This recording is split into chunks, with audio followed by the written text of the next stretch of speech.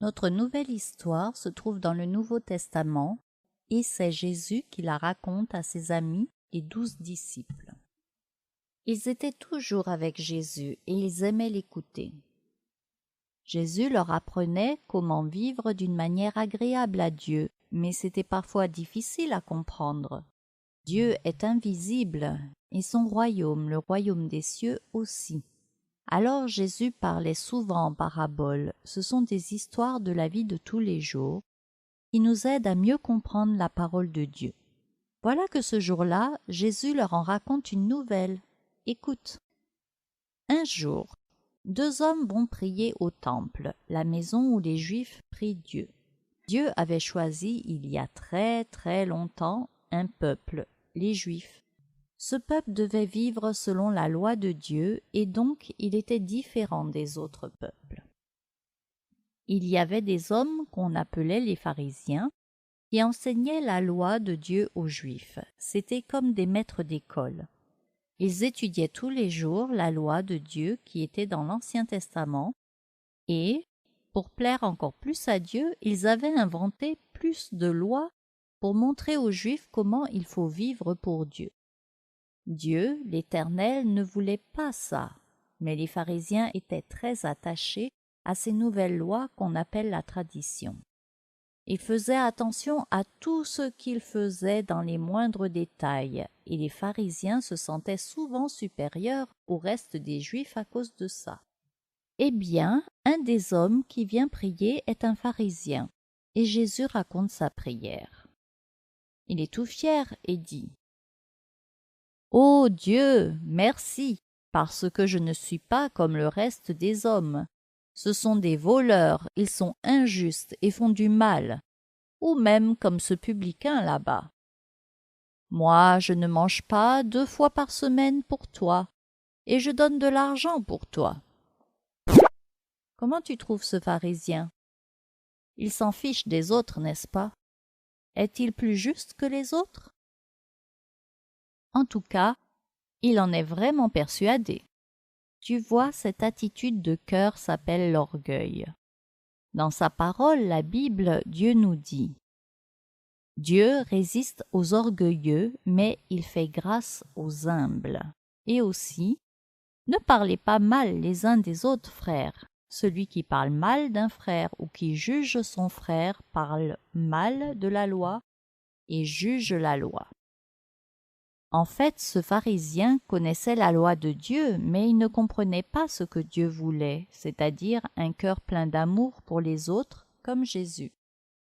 Tu vois, Dieu veut que nous lisions la Bible, mais nous ne sommes pas meilleurs que les autres. Nous devons, au contraire, les aimer et prendre soin d'eux, car c'est ce que la Bible nous enseigne. Sinon, cette Bible n'est qu'un simple livre et on oublie que c'est le Dieu d'amour qui l'a fait écrire.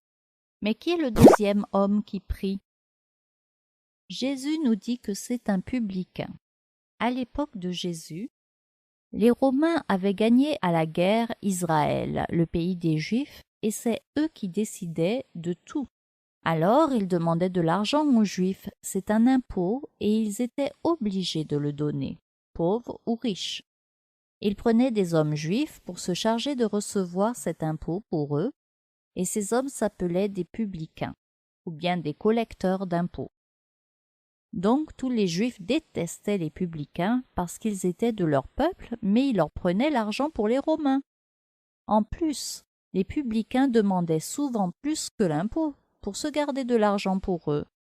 Donc ils volaient leur propre peuple, mais heureusement, ce n'étaient pas tous les publicains. Ce jour-là, voilà comment notre publicain prie. Déjà, il n'ose pas lever les yeux vers le ciel et il avait honte de lui-même, et se frappait la poitrine pour montrer combien il savait que son cœur est mauvais. Il dit « Ô Dieu, ne sois pas en colère contre moi, je suis un pécheur. » Comment tu trouves ce publicain? Il ne s'occupe pas des autres pour les juger, mais il voit son cœur et sait qu'il pêche contre Dieu. Il vient demander pardon à Dieu. Il vient demander à Dieu la paix avec lui. Il ne dit pas à Dieu qu'il y a une raison pour laquelle il mérite le pardon de Dieu, non. Il reconnaît simplement ce qu'il est, un pécheur qui a besoin du pardon de Dieu. Peut-être avait-il une vie pire que le pharisien à cause de son métier, mais regarde ce que Jésus dit à la fin de l'histoire.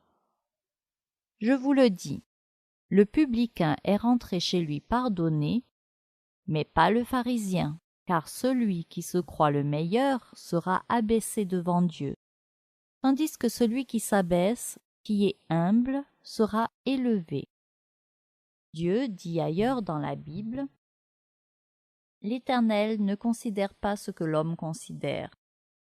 L'homme regarde à ce qui frappe les yeux, mais l'Éternel regarde au cœur. » Voilà comment nous devons prier Dieu, avec un cœur humble. Dieu ne te pardonnera pas parce que tu as fait des choses meilleures que les autres, mais il veut que tu reconnaisses que ton cœur est mauvais et que tu as besoin de la paix de Dieu. Il nous aime tellement qu'il nous a donné un moyen d'être pardonnés. C'est en croyant à l'histoire de l'Évangile que tu peux aller écouter sur le site. C'est aussi l'histoire de la Pâque. Nous allons maintenant prier et ensuite nous chanterons des cantiques. Seigneur Jésus, merci parce que tu vois au cœur et que tu ne nous juges pas, tu nous aimes et tu es prêt à pardonner à celui qui te demande pardon sincèrement. Seigneur, merci pour ta puissance parce que tu es Dieu et que tu es le seul à pouvoir donner ta paix. Amen. Dieu résiste aux orgueilleux, mais il fait grâce aux humbles. Il pardonne celui qui croit que son cœur est mauvais. Il a besoin de paix. Pardonner, c'est oublier. Pardonner, c'est oublier. Pardonner, c'est oublier. Ainsi Dieu pardonne nos péchés.